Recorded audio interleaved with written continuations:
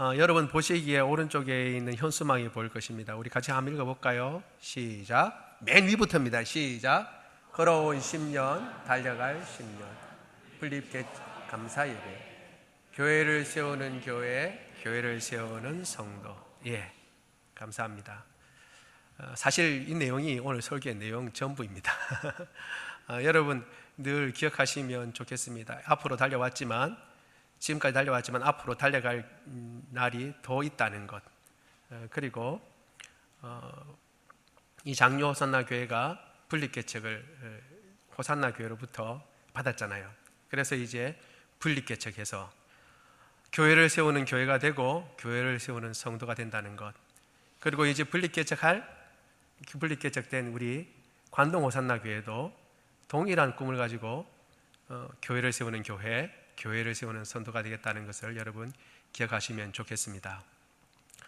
처음 이 뜻깊은 날에 주일 설교를 맡게 되었을 때에 제 생각에 가장 먼저 떠오르는 단어가 바로 이 에베네셀이라고 하는 말입니다. 오늘 본문에 잘 나와 있는데 도움의 돌이라는 뜻이지요. 이스라엘 백성들로서는 도저히 이길 수 없는 싸움. 사실 블레셋 사람들과는 전에도 싸웠어요. 전에 싸워서 잘 싸웠느냐? 아니에요. 졌습니다. 한번 지고 그 다음에 다시 이겨보겠다고 이번에는 하나님의 여호와의 언약궤를 메고 갔어요. 원래 성막에 있어야 되는데 그걸 메고 싸움에 나가면 승리를 하나님께서 주실 줄 알고 그걸 메고 나갔다가 오히려 패하게 되고 언약궤는 뺏기게 됩니다. 그러니 사실 블레셋 사람들 앞에서 전투하겠다라고 하는 엄두가 안 나는 것이 사실이죠.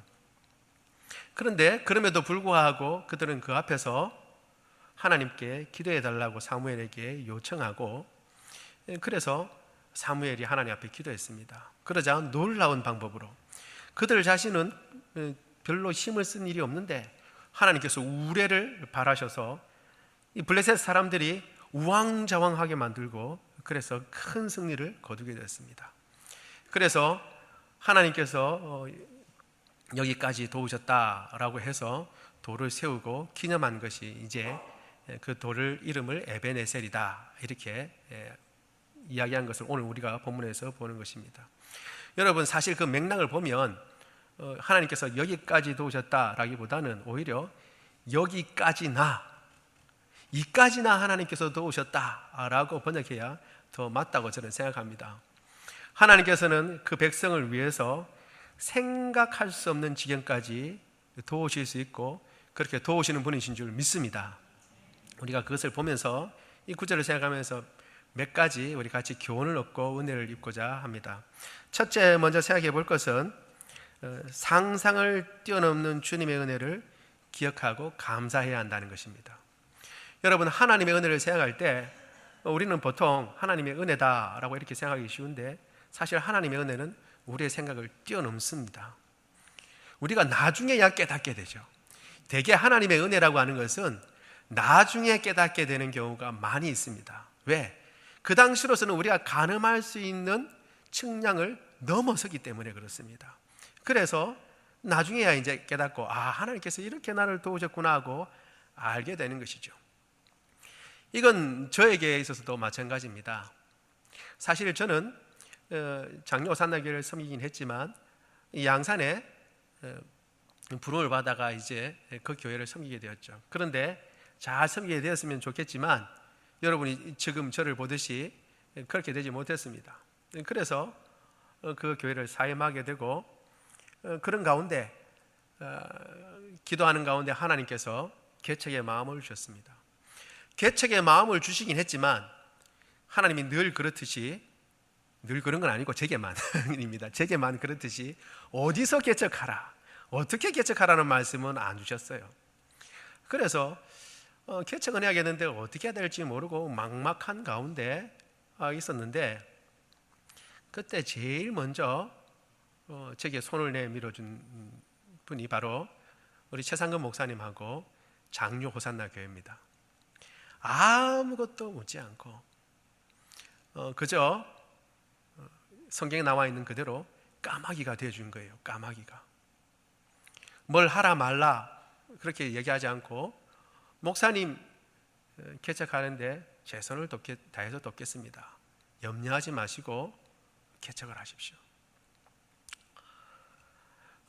저로서는 너무나 큰 사랑이고 그리고 너무나 큰 관심이었습니다.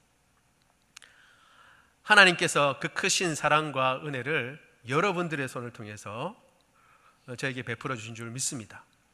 저는 지금도 제가 이 관동 호산나 교회로 이렇게 개척하고 나갈 줄 생각하지 못했습니다. 지금 아직도 좀 이게 사실인가라고 생각할 때가 있습니다. 그 당시는 더욱 그랬습니다. 하나님께서 여기까지나 도우실지 저는 알지 못했습니다.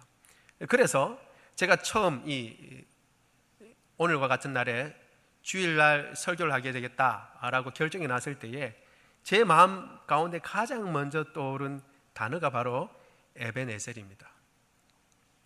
하나님께서 여기까지나 저를 도와주셨습니다. 저뿐만 아니라 여러분도 도와줄 줄 믿습니다. 가만 생각해 보면 저만 도와주신 것이 아니라 관동 호산나 교회도 도와주셨어요.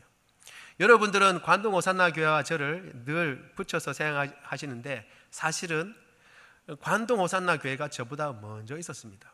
먼저 있었다는 말은 저보다 먼저 태어났다는 그런 의미가 아니고, 제가 관동 호산나 교회를 생각하기 전부터 관동 호산나 교회는 이미 장로 호산나 교회 안에 있었습니다. 저는 그것을 이 개척 준비하는 가운데서 느끼게 됐습니다.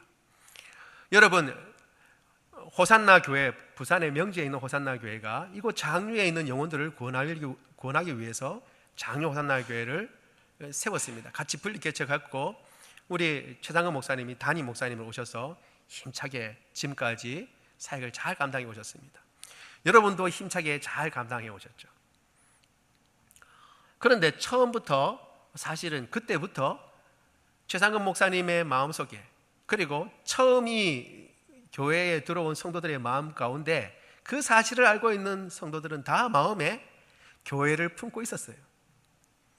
분리 개척해야겠다. 우리도 은혜를 받았으니까 언젠가 하나님이 은혜 주셨을 때에 분리 개척을 해야겠다라고 하는 마음을 주셨더랬습니다. 고개를 끄덕거리는 분이 몇 분 안 계십니다. 그분들이 처음부터 계셨던 분이에요. 그런 일들을 가지고 있었지만 그러나 몰랐죠. 언제 어떤 방식으로 누구를 통해서 분리 개척을 하실지를 아무도 몰랐죠. 담임 목사님도 모르고 아무도 몰랐습니다. 그런데 그 이후에도 우여곡절이 있고, 이 우여곡절이라는 말에는 깊이가 아주 깊습니다. 우여곡절이 있고 드디어 관동 호산나 교회가 분리 개척하게 된 것입니다. 그렇기 때문에 관동 호산나 교회도 하나님께서 크게 축복하신 것입니다. 마음속에 있었지만 나오지 못했던, 실현되지 못했던 그 교회가 이제 주님의 은혜 가운데 우리 장로 호산나 교회 여러 성도님들의 기도와 헌신 가운데 설립되게 되었으니까 하나님 앞에 감사한 것입니다. 여기까지 하나님께서 도와주신 것입니다. 뿐만 아니라 이 일은 우리 장로 호산나 교회도 해당되며 장로 호산나 교회도 하나님께서 도와주신 줄 믿습니다. 여러분, 저 명지 제가 좀 있어 봤거든요. 호산나 교회에. 명지 호산나 교회가 장로 호산나 교회를 개척할 때가 명지 호산나 교회가 30년 되는 기념으로 개척을 했습니다.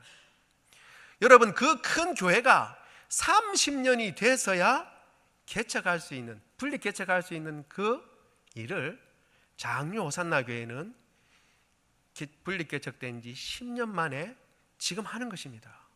그러니까 이거 하나님의 은혜가 아니고는 이를 감당할 수 없는데 감당하게 된 것입니다.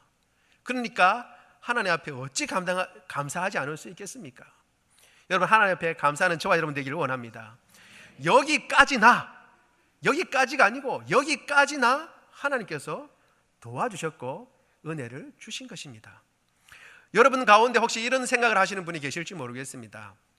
어떤 생각이냐 하면, 아이고, 이 한국에 안 그래도 교회가 많은데 불만 끄면 전부 다 무덤 같은 십자가, 빨간 십자가만 보이는데 또 교회를 개척하냐? 저도 그랬더랬어요. 저도 제가 개척을 하겠다고 하나님께서 마음을 주셔서 지금 이렇게 준비하는 가운데 깨닫게 된 겁니다. 그 전에는 저도 나도 나중에 사역이 끝나면 선교사로 가야겠다라고 생각을 했습니다. 한국에는 교회가 많다고 생각을 했습니다. 그리고 목사님들이 더 많이 믿지 않는 동남아 쪽에 이제 전도가 막 활발하게 되니까 그런 쪽에 선교사님으로 가면 좋겠다라고 생각을 했습니다. 그러다가 제가 개척을 준비하면서 어떤 목사님 조언을 듣기 위해서 서울에 가게 되었는데, 그 목사님을 딱 가서 뵙는데, 제가 뵙고자 하는 목사님의 교회가 다른 큰 교회와 마당이 붙어 있어요. 마당이 붙어 있고 담도 있는 것이 아니고 마당이 붙어 있는 어느 상가에 그 교회가 있는 겁니다.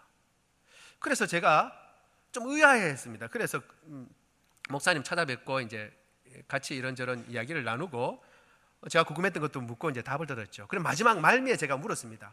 목사님, 그런데 어떻게 목사님 교회를 이렇게 큰 교회 바로 옆에다가, 이미 있는 교회 옆에다가 이렇게 교회를 하시게 됐습니까? 라고 제가 물어드렸습니다. 저는 기대하기를 목사님께서 딴 데 없고 암만 찾아도 딴 데 없고 그래서 여기밖에 없어서 할 수 없이 여기 왔습니다 라든가, 혹은 이 상가가 그래도 가장 값이 쌉니다 그래서 여기 왔습니다, 이런 대답을 하실 줄 알았어요. 그런데 의외로 목사님이 눈이 동그래져서 이렇게 막 저한테 되묻는 겁니다. 그게 무슨 문제가 되죠? 저는 교회 바로 옆에 있으니까 문제가 된다고 생각했는데, 그 목사님은 오히려 목사님 그게 뭐가 문제가 되죠? 하고 저에게 되묻는 겁니다. 그러면서 하시는 말씀이, 미국의 대부흥 운동이 일어났을 때에 많은 사람들이 회심하고 예수를 믿었습니다. 대부흥이 일어났을 때에 미국 인구 500명당 교회가 하나 있었답니다. 미국 교회 500명당 교회 하나 꼴로 교회가 있었어요. 그렇다고 해서 그 대부흥 때 미국 전체 사람들이 다 예수님을 믿었느냐? 그건 아니에요. 전 국민이 예수님을 믿는 것도 아닌데 대부흥이 일어나서 영적 분위기가 고조되니까 500명당 교회가 하나였다는 겁니다. 그러면서 저한테 묻는 겁니다. 목사님 어디서 개척하신다고요? 그래서 제가 얘기했죠. 여기서 개척합니다. 그렇게 얘기를 했어요. 그래서 그 목사님 다시 되묻는 겁니다. 거기에 인구가 얼마나 됩니까? 제가 얘기했죠. 얼마 됩니다. 그러니까 목사님이 대뜸 말씀하십니다. 목사님, 그러면 상가 전체가 다 교회가 돼도 모자랍니다. 목사님 말씀하시는 그 정도의 인구면 목사님이 들어가려는 상가가 아니라, 그뿐만 아니라 그 인근에 있는 모든 상가들 다 교회로 빡빡 들어차도 그 많은 인구들을 다 어떻게 구원하겠습니까? 제가 깜짝 놀랐어요. 여러분, 현대와 같은 때에는 다 이제 주택에 사는 것이 아니라 아파트에 삽니다. 인구 밀도가 아주 높아요. 그렇죠? 아주 높습니다. 여러분, 장유의 복음화를 기대하십니까? 장유의 복음화를 갈망하십니까? 저도 갈망하고 있습니다. 그러면 여러분, 그 기준을 놓고 한번 생각해 봐야죠.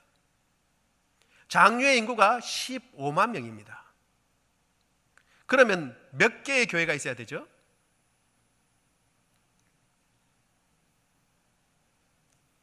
막 계산을 하는데 300개의 교회가 있어야 됩니다. 500명당 있으려면 300개의 교회가 있어야 됩니다. 그런데 지금 장유에 있는 교회가, 연합회 소속되어 있는 교회가 80여 개고, 없다 하더라도 많아야 100교회 정도 된다고 합니다. 여러분, 그러면 적어도 장유가 복음화 되기를 원한다면, 정말 장유가 하나님의 복음으로 가득 차기를 원한다면 적어도 몇 교회가 더 생겨야 됩니까? 200교회는 더 생겨야 되고, 지금의 3배의 교회는 더 있어야 되는 겁니다. 사실 그러나 저는 그것도 모자라다고 생각합니다. 왜냐하면 제가 하나님께 기도한 게 있어요. 그 목사님을 뵙기도 전에 저는 또 한번 기도했습니다. 제가 용납이 돼야죠. 하나님께 기도했죠. 장류에 교회가 많은데 제가 또 장류에 개척할 필요가 있겠습니까? 하고 하나님 앞에 기도를 했습니다. 그런데 하나님께서 문득 저에게 이런 말씀을 해주시는 거예요. 너는 교회가 많다고 생각하냐? 예, 교회가 많습니다. 그런데 그 많은 교회를 통해서 지금 장류 전체 인구의 10%가 예수님 믿고 있다. 너는 그 10%로 만족하냐? 지금 그렇게 물으시는 거예요. 아니요. 나도 만족 안 한다. 그 90%의 영혼 구원받기를 내가 원한다. 그러면 교회가 몇 개 있어야 됩니까? 100개에서 10%를 감당한다면 교회가 여러분 몇 개나 더 있어야 되겠어요? 저는 주님 앞에 잘못했습니다. 잘못했습니다. 제가 최선을 다하겠습니다 라고 말씀드릴 수밖에 없었습니다. 여러분, 지금도 장유에는 교회가 모자라는 줄 믿습니다. 교회가 많은 게 아니에요. 아직도 대답이 시원치 않습니다. 여러분, 이 생각을 깨기가 쉽지 않아요. 왜냐하면 저도 여러 번에 걸쳐서 깨진 거예요. 저도 한동안 교회가 많다고 생각을 했어요. 근데 그건 세상이 이야기해 준 겁니다. 편의점과 비교하고 예전엔 다방과 비교해서 교회가 많다. 그러니까 교회 적게. 복음도 적게. 여러분, 장유에는 교회가 더 많아야 될 줄로 믿습니다. 더 많아야 됩니다. 그래서 장유 호산나 교회를 통해서 제2의 관동 호산나 교회, 제3의 관동 호산나 교회가 자꾸 분립되어야 될 줄로 믿습니다. 뿐만 아니라 관동 호산나 교회를 통해서도 제2, 제3의 관동 호산나 교회가 자꾸 나와서 그래서 교회가 가득 차고 이 장유의 복음이, 하나님의 복음이 가득 차게 되어야 될 줄로 믿습니다. 우리는 그 일을 감당하는 것입니다. 여러분, 장유 호산나 교회가 바로 그 일을 감당하는 것입니다. 여러분, 그러니 기뻐하고 감사해야 하는 것입니다. 저는 지금도 장유 호산나 교회가 꼭 관동 호산나 교회, 지금 나온 것은 관동 호산나 교회지만 하나님 앞에 분립 개척 할 수 있다는 것에 대해서 감사하고 저는 분립 개척해야 한다고 믿고 있습니다. 여러분도 그렇게 믿고 있으세요? 대답이 없습니다. 저는 그렇게 믿고 있습니다. 그리고 그게 저는 복인 줄도 믿고 있습니다. 분립 개척하는 것이 장유 호산나 교회의 복인 줄 저는 믿습니다. 다만 한 가지 제가 아직도 약간 납득이 안 되는 게 하나 있는데 그게 뭐냐 하면 장유 호산나 교회는 분립 개척을 반드시 해야 되는데 그렇다고 분립 개척한 교회의 담임 목사가 금성호 목사가 되어야 하느냐? 그것은 제가 좀 의아합니다. 왜냐하면 저는 여전히 부족하고 연약한데 제가 왜 그 자리에 있게 됐는지 그것은 저도 의아하고 아직도 어리둥절합니다. 그러나 저는 그 외에 장유 호산나 교회가 분립 개척을 하고 교회를 세워나가고 장유에 힘써 복음을 전해야 한다는 그런 사명을 가졌다는 데 대해서는 의심하지 않습니다. 그리고 그 일은 하나님께서 기뻐하시는 일이고 하나님이 기뻐하시는 그 일에 하나님께서 반드시 복 주실 줄로 믿습니다. 그리고 왜 장유 호산나 교회, 관동 호산나 교회 담임 목사가 금성욱이 되었냐 하면 하나님의 은혜 밖에는 제가 찾을 길이 없습니다. 하나님의 은혜인 줄 믿습니다. 제게는 여기까지나 도우신 하나님의 은혜의 결과로 제가 그 자리에 있게 되고 그 놀라운 자리, 그 감사의 자리에 제가 있게 된 것입니다. 여러분, 저를 위해서 기도해 주시기를 바랍니다. 두 번째, 우리가 생각해 봐야 할 게 있습니다. 그래서 우리가 분립 개척에 대해서 감사해야 되고 두 번째 우리가 생각할 것은 뭐냐면 그렇기 때문에 오히려 담대함을 가지고 두려워하지 말아야 하는 것입니다. 하나님께서 상상을 뛰어넘고 우리의 경계를 뛰어넘어서 우리를 도우십니다. 그렇기 때문에 그 하나님을 바라보면 두려움을 떨쳐버려야 하는 것입니다. 오늘 본문에 나와 있는 이 사람들은, 이스라엘 백성들은 큰 승리를 거두었지만 8장에 가게 되면 또 다른 요구를 하게 됩니다. 사무엘이 조금 늙게 되었을 때 사무엘을 통해서 하나님 앞에 왕을 요구하죠. 왜 왕을 요구하느냐? 그들의 이야기를 들어보면 이런 것입니다. 우리에 앞서서 군대가 나가고 군대를 앞서서 지휘할 왕이 있었으면 좋겠다. 그 말은 뭐예요? 우리의 안전을 도모할 눈에 보이는 뭔가가 있어야 된다는 거예요. 힘이 되는 게 뭔가가 있어야 한다는 것입니다. 여러분, 한 번 하나님께서 구원해 주셨고 은혜를 베풀어 주셨습니다. 그건 감사한데 이 사람들의 마음 가운데 이런 게 있는 것입니다. 한 번은 도와주셨는데 그 다음 또 도와주실까? 한 번은 은혜를 베풀어 주셨는데 또 하나님께서 은혜 베풀어 주실까?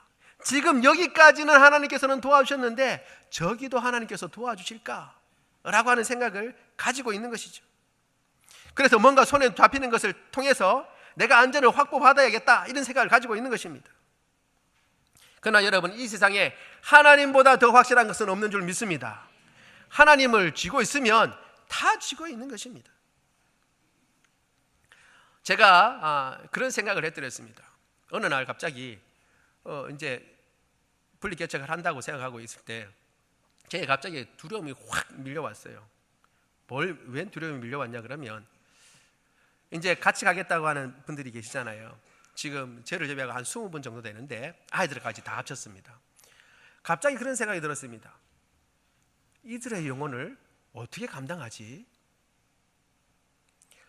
내가 이 영혼들을 책임질 수 있나? 이분들이 다 오면 내가 담임 목사가 되어서 이 영혼들을 다 책임져야 되는데 내가 그럴 만한 그릇이 되나? 그 생각을 하니까 갑자기 잠이 안 오는 거예요. 그리고 한편으로 이런 생각도 들었습니다. 아니, 그분들은 뭘 믿고 관동 오산나 교회 가서 섬기겠다고 했을까? 도대체 뭘 믿고 관동 오산나 교회 가서 섬기겠다고 했을까? 이 좋은 예배 처소 있고, 그리고 안정된 곳 있고, 저기 가면 교육 시설도 그렇지 못하고 환경도 여의치 못하고 여러 가지 불편한 것들이 산적해 있을 텐데 왜 저쪽으로 가자고 했을까라는 생각이 들면서, 그럴수록 더 그 영혼들 정말 귀한데 내가 어떻게 감당할 수 있을까라고 하는 두려움이 확 들어왔어요. 그때 그러고 난 뒤 한 며칠 그렇게 밤을 샜 뒤적뒤적 거렸는데 그때 하나님께서 제게 말씀해 주셨습니다. 네가 감당하는 게 아니고 내가 감당하는 거야. 너는 그 영혼 감당할 수 없어. 그 영혼들은 내가 책임지 마. 주님께서 그렇게 말씀해 주셨습니다. 처음부터 그런 거죠. 그래서 제가 아이고 맞습니다 하나님, 제가 감당하는 것이 아니라 주님께서 감당하시는 거죠. 맞습니다 주님 하고 제가 회개하고 돌이킨 적이 있습니다. 여러분, 저뿐만 아니라 우리도 마찬가지입니다. 이스라엘 백성들도 마찬가지입니다. 나가는 사람들도 마찬가지입니다. 제가 그렇게 얘기를 했지만 가는 사람들이야 왜 두려움을 얻겠습니까? 처음 개척교회를 섬기는데 어떻게 잘 섬길 수 있을까? 혹은 내가 가서 혹시 방해나 되지 않을까? 혹은 진짜 잘 섬길 수 있을까? 정말로 멋지고 아름다운 교회를 이룰 수 있을까? 라고 설렘도 있지만 기도도 있지만 두려움도 있는 것입니다. 그리고 남아있는 분들도 마찬가지입니다. 저들이 나간 자리 누가 채울까? 저들이 나간 자리 내가 채우는데 나는 그 일들을 감당할 수 있을까? 혹은 여기에 남아서 해야 할 일도 산더미인데 그 모든 일들을 내가 잘 감당할 수 있을까? 나아가서 우리의 인생 가운데서 우리가 결정해야 할 일들이 얼마나 많이 있습니까? 앞으로 닥칠 일들이 얼마나 많습니까? 여러분, 올해 경제가 어떻다고 그래요? 올해 경제가 어땠다고 그래요? 여러분 아시죠? 경제가 좋았다고 하는 전망을 가진 게 한 번도 없습니다. 그러면 우리가 어떻게 해야 됩니까? 그때 여러분, 우리의 마음 가운데 확실한 것을 붙잡으려고 하는 그런 마음이 있는 것입니다. 그때 왜 그런 마음을 가지게 되느냐? 내가 하려고 하기 때문에 그런 거예요. 내가 낮아지고 하나님이 내 마음 가운데 가득 차게 되면 하나님께서 행하실 줄 믿습니다. 담대함은 거기서 오는 것입니다. 내가 할 수 있어서 담대함이 오는 것이 아니라 하나님께서 하시기 때문에 담대함이 오는 것입니다. 그렇기 때문에 두려움의 반대는 담대함이나 혹은 용맹이 아니라 믿음입니다. 믿음이 두려움을 내어쫓는 것입니다. 하나님께서 하신다는 것을 아는 사람은 두려워하지 않습니다. 하나님께 맡기고 그 일들을 그 다음에 순종하는 것입니다. 이스라엘 백성들도 마찬가지입니다. 사실 이스라엘 백성들 우리가 오늘 읽은 7장에서는 그 일들을 했어요. 그들이 어떻게 했습니까? 하나님 앞에 기도했습니다. 기도하면서 그들이 행한 일이 뭡니까? 우리가 범죄했습니다. 하나님 앞에 자백했습니다. 여러분, 이 순서가 중요합니다. 보통 사람들은 자기 죄를 깨달아야만 하나님 앞에 나와서 기도한다고 생각합니다. 아니에요. 순서가 바뀌었어요. 뭐냐 하면 먼저 하나님 앞에 나와서 기도하는 겁니다. 기도할 때에 하나님 앞 가까이 갈 때에 나의 모습을 그때서야 보게 되는 것입니다. 저절로 우리 자신의 모습을 잘 안 보게 돼요. 여러분, 여러분의 지금 코에 뭐가 묻었는지 이거 다 알 수 있어요? 거울을 봐야 하잖아요. 성경이 거울이요, 하나님이 거울인과 마찬가지입니다. 하나님을 대면해 봤을 때야 우리의 참모습을 보게 되는 것입니다. 이스라엘 백성들도 그때서야 자기들의 모습을 보고 하나님 앞에 범죄했습니다 라고 자백합니다. 그러면 여러분, 이렇게 자백하면 오던 군대도 물러가야 될 텐데 가만히 있는 이스라엘 백성들 앞에 블레셋 군대가 쳐들어오게 됐어요. 그래서 기도하고 용기 백배하고 나가 싸웠나요? 아니에요.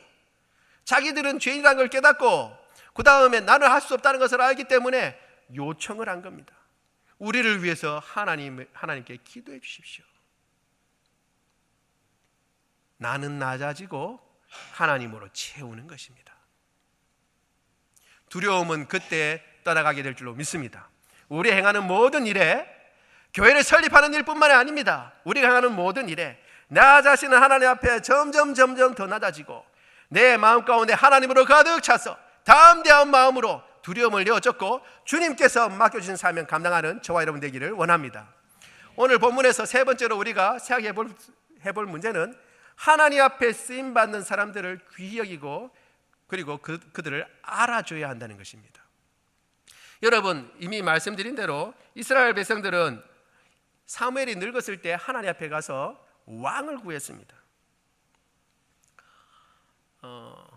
목사님이 잘라 먹었기 때문에 본문을 읽지 않습니다. 8장에 보면 왕을 달라고 이렇게 합니다. 그때 하나님께서 말씀하시기를 사무엘에게 이렇게 얘기를 합니다. 그들이 너를 버린 것이 아니라 나를 버렸다, 이렇게 얘기합니다. 내가 왕되지 못하게 한다라고 사무엘을 유래해 주십니다.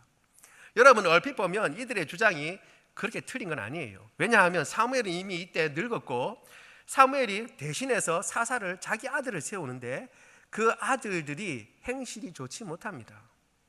그러니까 이 사람들이 그 행실이 안 좋은 걸 가지고 사무엘에게 요구하는 겁니다. 당신의 행실은 안 좋고 우리는 왕이 필요합니다. 왕을 주십시오 라고 얘기를 하는 겁니다. 얼핏 보면 정당한 용어 같지만 사실은 사무엘을 엄청 홀대하는 것입니다.